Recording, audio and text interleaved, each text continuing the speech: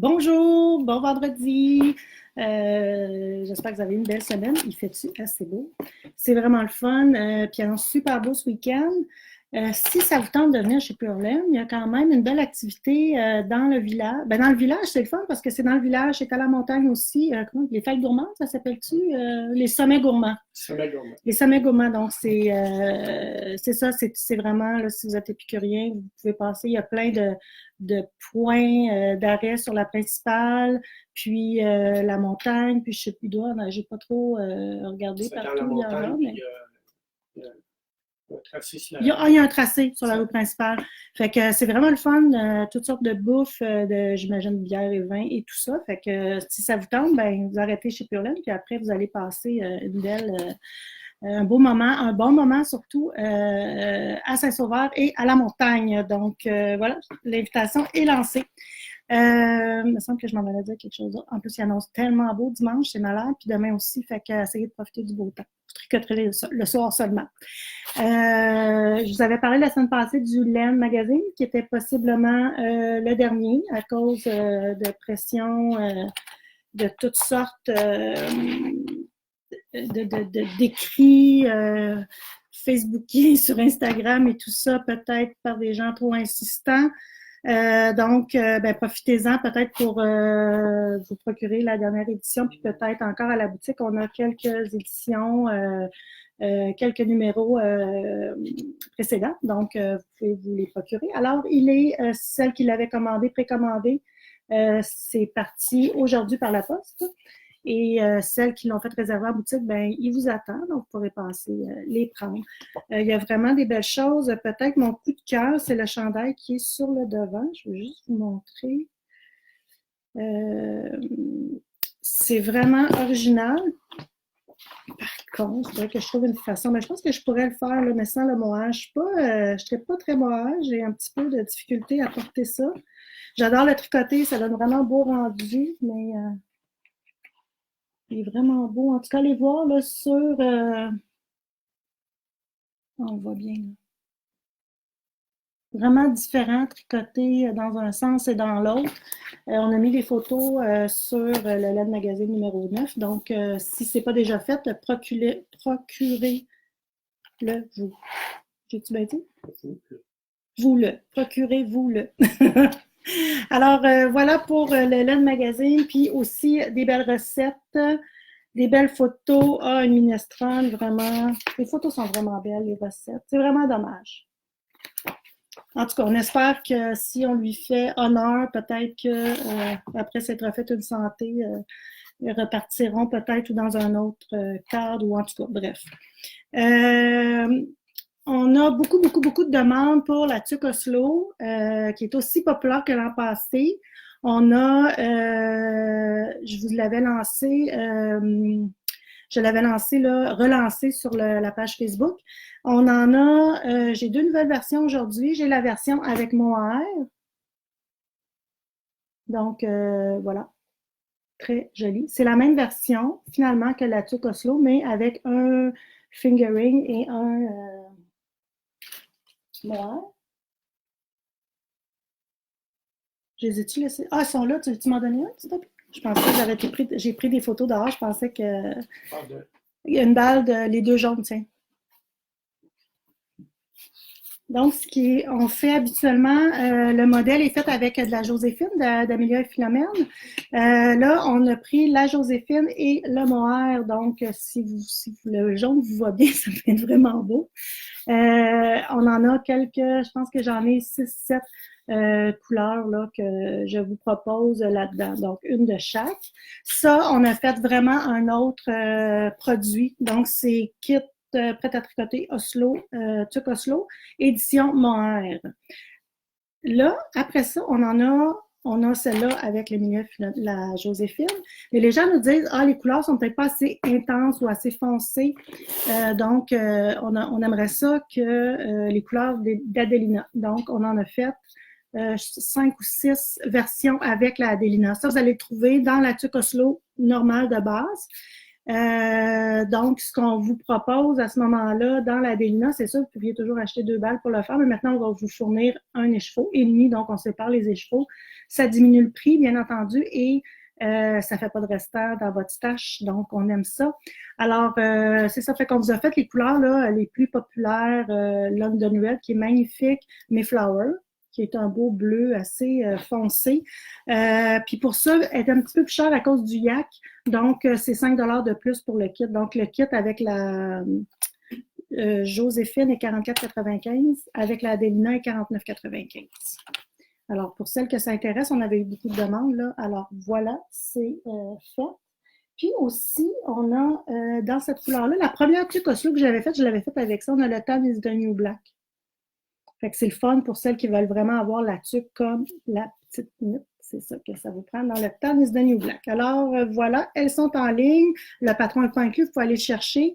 Dans la version originale, le patron est en français. Dans la version mohair, le patron est seulement qu'en anglais. Mais c'est tout à fait le même principe.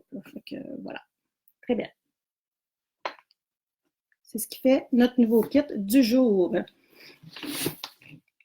Ça fait vraiment des beaux cadeaux de Noël. Tout le monde l'aime, puis tout le monde aime la tricoter. Je me répète, là, je radote, mais j'en ai tricoté 2, puis je m'apprête à en tricoter une 3e. Je ne sais pas pourquoi, c'est juste du jersey, mais on adore la tricoter. Puis c'est bien facile, c'est pas besoin de penser, puis ça donne un résultat. Je pense que c'est à cause du résultat parfait qu'on aime ça.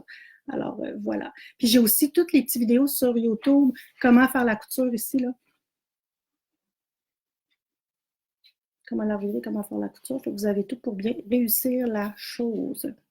Cale d'automne, donc je vous ai fait encore une petite surprise cette semaine. Mercredi soir, je vous ai fait un petit vidéo coucou direct pour vous parler du cale de l'automne qu'on demandait beaucoup. Donc à l'automne, on fait toujours un cale chaussette et un cale automne. Puis je ne sais pas pourquoi j'ai le don de faire toujours 2 cales en même temps, la chaussette et l'autre chose.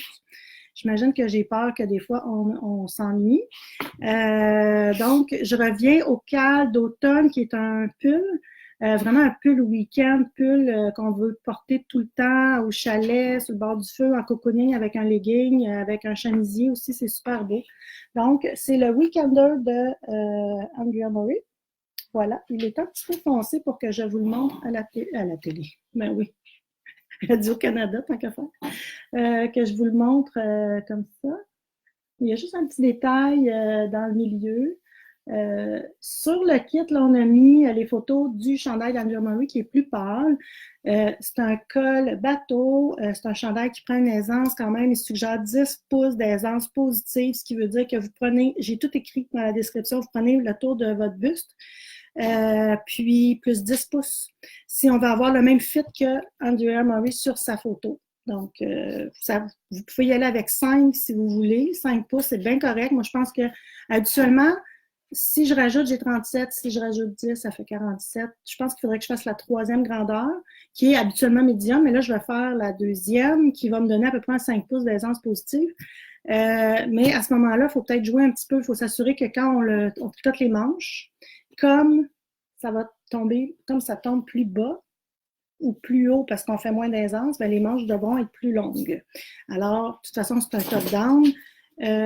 Non, c'est un bottom-up. On commence par en bas, puis on monte, mais un coup qu'on va faire les manches, on va pouvoir l'essayer sans aucun problème. On fera les manches, la longueur qu'on aura de besoin. Alors, voilà pour le cale. Donc, il y a plusieurs couleurs. On donne un 10 de rabais et vous avez jusqu'à vendredi prochain pour commander parce que le lundi suivant, on fait les envois. Y a-t-il une question? OK. Donc, lundi, vous avez jusqu'au 27 parce que le 30, le 27 septembre, non, le 27 septembre, 27, 28, 29, 30. Donc, le 30, la semaine du 30, on fait vos envois. Puis le cale commence le 7. On vous donne 8 semaines pour le faire, donc du 7 au 29 novembre. Donc, si vous achetez votre kit d'ici vendredi, vous avez 10 de rabais. On l'a fait avec la amulette de pose sur le temps, qui est un mélange bien à elle de 80 mérino non traité, c'est-à-dire qu'il n'a pas été traité superwash, donc c'est quelque chose que vous devrez laver à la main. et 15% lin et 5% soie. Donc, c'est ce qui vient donner là, le petit côté un petit peu tweedé, là, chiné, tweedé à la laine. Donc, on a toutes les couleurs sont disponibles. Ma couleur à moi sera le mocha. Donc, je finis ce que je suis en train de faire et je commence le week-end. Ça fait vraiment longtemps que je voulais le faire, alors voilà. Tout est bien écrit, quelle grandeur prendre, comment vous mesurez, comment tout est écrit dans la description de produit. Donc, si vous avez des questions, ne vous gênez pas, vous pouvez nous appeler ou nous écrire, on va vous aider avec ça. Donc, si vous voulez recevoir et participer au CAL, ben, c'est à partir, il faut commander d'ici vendredi prochain. Tu vas avoir des étiquettes et la tuque Oslo. Je vais avoir des étiquettes, oui, pour la tuque Oslo, qui seront des étiquettes maison de pure laine. Alors, je devrais les recevoir peut-être dans une semaine ou deux. Et je vais aussi commander les autres étiquettes Stay Warm que j'avais de Twig On, pour celles qui préfèrent ceux-là, que j'aurai là, dans une dizaine de jours aussi. Donc, si jamais vous en voulez, ça, c'est pas vraiment un problème. Là. Vous pouvez l'écrire que vous en voulez ou tout ça, on peut vous les envoyer dans une enveloppe par la suite, là, mais vous pouvez quand même commencer à faire votre truc parce que là, on n'en a plus. Le chandail, c'est pas dessus. Hein?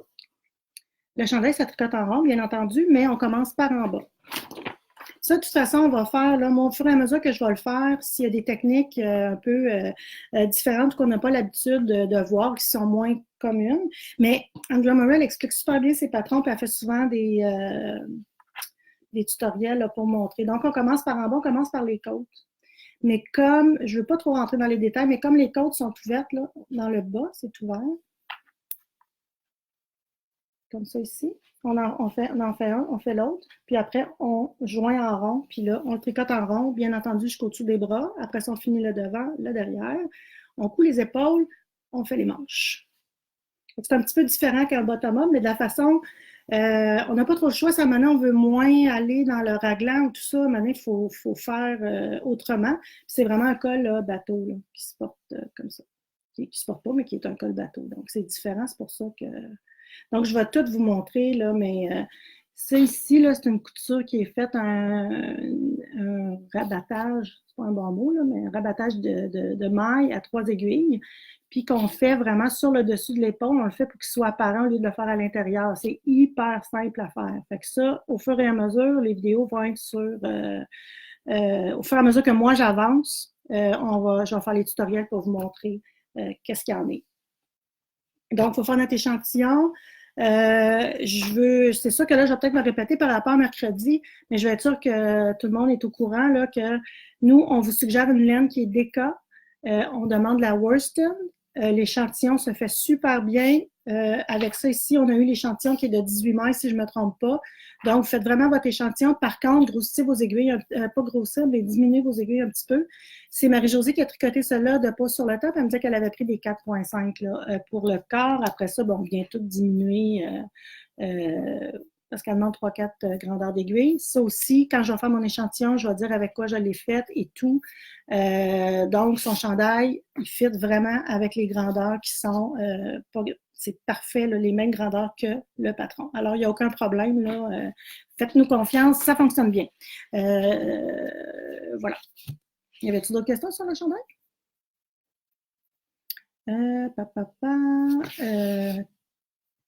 Oh, Kenogami, mon Dieu, c'est loin ça. Bonjour Linda Veillette de Kenogami.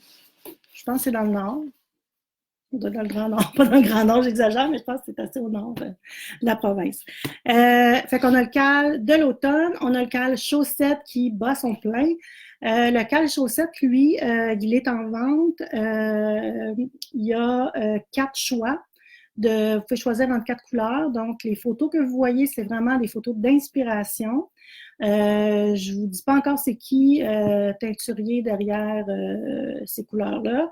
Vous allez savoir le 4 octobre, dans le direct du 4 octobre. Et c'est ça, fait que c'est des inspirations. Donc, la personne va regarder ça et elle dit « OK, moi, je m'enligne vers ça. » Fait que si vous voyez, mettons, les couleurs unies, c'est une couleur qui va être prise là-dedans, qui va faire partie, qui va être sur les chevaux, finalement. Puis, il y a 2 speckles aussi, donc, qui sont là. ça aussi, c'est inspiration. Puis les 4 personnes que j'ai pris les photos vont recevoir le kit gratuitement. Et le kit s'appelle par leur prénom. Alors, voilà, c'est ça. Fait que ça avance bien, ça. On va livrer ça la semaine du 21 octobre. Puis le défi, parce que je pense que le défi est tout là. Donc, c'est un bas c'est 13 jours. Vous devez tricoter la paire de bas en 13 jours. C'est Karine, les confections Clémentine, qui a fait le patron, puis elle a fait tester les filles, là, puis je pense qu'elle disait que ça s'est fait assez rapidement quand même. Donc voilà, c'est 13 jours que vous devez faire ça. Fait qu'il va y avoir un prix vraiment, un ou des prix à la fin du cal, pas pendant, parce que je voulais vous occuper pendant que je vais être en vacances. Pas vous ennuyer de moi. Donc, c'est ça. Fait que je m'en allais dire d'autres choses. Ah oui, c'est ça. Fait qu'il n'y a pas de jacquard, c'est une couleur, on commence par les orteils, on y va par en haut. Et le talon est à rang raccourci aussi. Il y en a peut-être que c'est du chinois, là, mais le talon à rang raccourci, c'est plus rapide à faire, puis ça fait aussi une super belle finition au niveau du talon et tout, là. Fait que je sais que la dernière fois, il y en a qui disent on aime mieux commencer par le bout des pieds, on aime mieux commencer par en haut. Bon, fait qu'on alterne un petit peu là, à ce niveau-là. Donc, c'est uni, il y a un beau détail sur la chaussette, c'est unisexe, le patron est unisexe, donc pas de problème si vous voulez l'offrir en cadeau pour un homme et tout, là, c'est pas dentelle et tout ça. Voilà. Ah, au Saguenay. Ah, OK, c'est Jonquière, Saguenay. Ah, je viens de là. OK. Je comprends. Bon. Une leçon de géographie de notre Québec. OK. Qu'est-ce que j'avais d'autre à vous dire? Il y avait le Laine Magazine, il y avait les cages, chaussettes, blablabla. J'avais peut-être à répondre à des questions. Il y a une question qui revient souvent, mais comme j'ai écrit à Guylaine Ricard qui me l'a demandé, c'est comment, mettons, vous prenez un chandail comme ça, puis vous voulez le faire, ce modèle-là, mais avec une laine plus grosse, plus petite, ou votre échantillon. Pour arriver à l'échantillon, vous n'aimez pas la texture que ça donne, puis là, vous voulez, mettons, ça demande 20 mailles, puis vous voulez, vous, le tricoter à 21 mailles. Ça, je vais faire un tutoriel là-dessus. Je vais vous montrer des chiffres. Je vais vous montrer comment moi, je fais mon calcul, puis comment je me revalide aussi pour vous s'assurer que ça fonctionne, là. La méthode, ben, oui, c'est une règle de 3, c'est certain, là, mais le but, c'est d'aller chercher dans le patron vraiment une grandeur qui correspond au nombre de mailles qu'on a besoin. Donc, c'est ça, fait que je veux bien vous le montrer avec des exemples. Donc, je ne ferai pas ça de vive voix comme ça pour mélanger personne, mais je vais m'assurer que vous soyez capable de le faire à la maison puis vous comprenez bien comment ça fonctionne. Mais on le fait, je le fais dans mes cours, je l'ai déjà fait en masse pour des chandails. Un chandail qui demandait, je pense que ça demandait, mettons que ça demandait un worsted, puis là, je l'avais fait avec ou une petite laine, en tout cas, bref, puis j'ai fait un 3XL, puis ça fonctionnait là avec l'échantillon que j'avais. Donc, mais il faut juste prendre quelques précautions. Alors ça, je vais vous revenir sur un tutoriel, c'est dans ma liste. L'autre question que j'avais qui est intéressante, c'est au niveau de l'aisance. On parle souvent d'aisance positive. J'en ai parlé tantôt pour le cœur. Aisance positive, donc on prend vraiment la grandeur, mettons la circonférence de notre buste, puis on va rajouter. Ça, c'est positif. Si on dit avec une aisance négative de 1 pouce, mettons, ça veut dire que pour une tuque, ils vont dire votre tour de tête, moins 1 pouce. Donc, voilà. Fait que là, c'est dans le moins. Pourquoi c'est dans le moins? Parce qu'on veut que ça nous tienne sur la tête, on veut que les bas nous tiennent aussi sur les jambes sans trop nous serrer. Pour les tuques, moi, j'irais vraiment maximum 1 pouce. Pas plus que ça, parce que trop petit, je veux dire, ça ne marchera pas. Puis les tuques aussi, souvent, on les porte à l'extérieur, bien entendu. On a chaud, il peut neiger, on peut transpirer. Donc, avec l'humidité, ça fait toujours souvent agrandir les tuques. Fait que moi, ce que je fais souvent, c'est qu'en arrivant dehors ou pelleter, ou si la tuque est humide, plus la tuque à mon chum, moi, je ne suis pas une grosse porteuse de tuque, mais je vais la mettre sur... on a un système à air chaud, là, fait que je le mets juste sur la bouche de chaleur pour y redonner un petit oomph là, à chaque fois qu'elle est portée finalement. Si vous n'avez pas ça, ben, vous pouvez les rebloquer, mais plus petits, là, étirez pas vos tuques. C'est pour ça que moi, je ne veux pas bloquer les tuques, je ne veux pas étirer Ça n'a pas été bloqué. Là. Je ne veux pas étirer la base. Je veux vraiment la laisser assez stiff. Si vous faites ça, par contre, au niveau d'un pouce d'aisance négative, assurez-vous quand vous faites vos trucs d'avoir un montage élastique. Sur YouTube, j'ai une vidéo qui montre comment faire un montage élastique avec, quand c'est des côtes 1-1. Vous pouvez l'utiliser, c'est vraiment intéressant, même pour vos chaussettes aussi, pour l'ouverture des chaussettes. C'est la même chose, une chaussette, on ne veut pas que ça soit grand, on veut que ça fitte finalement, peut-être un petit peu d'aisance négative, mais presque pas, on veut que ça tienne bien.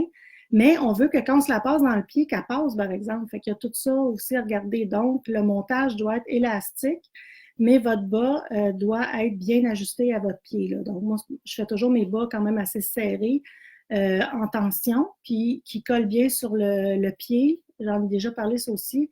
Pour pas qu'il y ait plus qu'il y a de friction, plus il y a des risques, pas des risques, mais plus le bas va s'user rapidement, veut pas, c'est pas... malheureusement, ça use, même avec le nylon, à la longue, ça use. Donc, si vous voulez garder vos chaussettes plus longtemps, il faut qu'ils soient bien ajustés à votre pied pour pas qu'il y ait le frottement sur le plancher ou dans la chaussure et en plus sur votre peau. Là. Donc, deux frictions en même temps, c'est ce qui fait que ça use le plus possible. Alors, c'est ça, même pour les bas, je n'irais même pas avec un pouce, peut-être demi-pouce maximum, mais il faut quand même que... C'est ça, il faut vraiment que les côtes soient extensibles comme il faut pour pas que ça coupe la circulation. C'est vraiment pas agréable. Puis la tuque, on ne veut pas avoir la barre ici qui est trop serrée. Là. Fait qu'on veut que, un peu comme ça ici, là, que ça soit assez élastique puis ça tienne bien. Alors, c'est ce qui est dans les questions. J'avais pas d'autres questions. Je ne sais pas s'il y en avait d'autres, puis je ne les ai pas vues. Là, je vois que Joanne Labrie, c'est ça, Joanne, une de ses photos qu'elle m'a envoyée a été choisie. Donc, le kit Joanne, ça vient de ses photos. C'est une de ses amies qui avait pris une photo à l'Aquarium de Québec, si je ne me trompe pas, Joanne, que tu m'avais écrit. Après ça, je ne pense pas qu'il y a d'autres questions. T'avais-tu vu d'autres choses? Non? Donc, ben voilà, fait que bon tricot, puis embarquer là, dans nos cales, c'est toujours, j'ai dit aussi les cales, ça se passe tout sur le groupe d'entraide. Si vous n'en faites pas partie, vous n'êtes pas obligé d'avoir un cal ou tout ça. Vous pouvez aller vous inscrire sur le groupe d'entraide des pochettes Pure Laine. Puis, vous avez des questions en anglais, souvent, les gens, ah oui, mais c'est en anglais, le chandail est en anglais, j'embarque pas. Embarquez, puis là, en plus, tout le monde le fait en même temps, donc vous allez avoir réponse à vos questions rapidement. Alors, sur ça, je vous laisse parce que on dirait que j'ai radoté tout, là, puis j'ai ça radoter. Donc, je vous souhaite une super belle soirée, puis une belle fin de semaine. Profitez du beau temps. Bye bye!